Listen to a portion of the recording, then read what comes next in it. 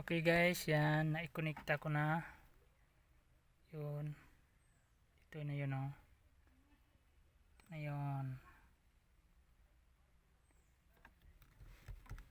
Itong klaseng stereo na walang input. Ganito ang gawin nyo.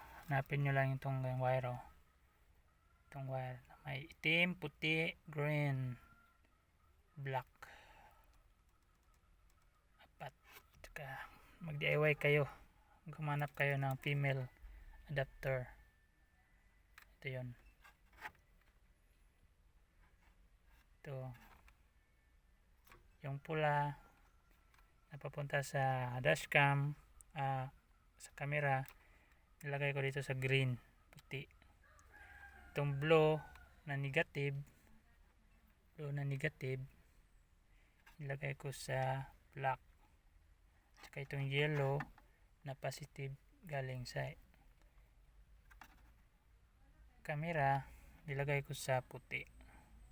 Yan guys. Test ko ngayon guys, ha. Pakita ko sa inyo kung gumagana ba. Kunin ko muna yung battery.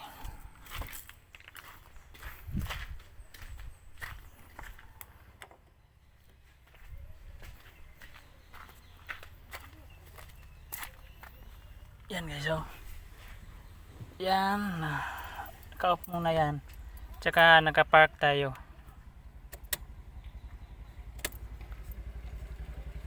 Yan. Mirage hatchback 2018 to. Wala tong reverse cam. Yan, sounds. I-reverse ko guys. I-reverse ko. Yun, oh. Yan. Reverse na yan, oh. Pag nilagay ko dito, hindi na sa iba, hindi na yan magbibideo.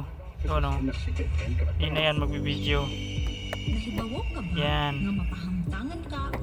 Hanggang sa reverse lang talaga siya mag-i-operate. Yan, oh.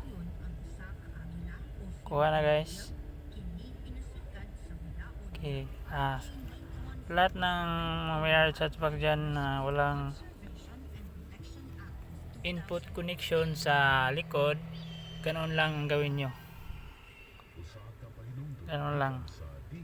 Salamat guys.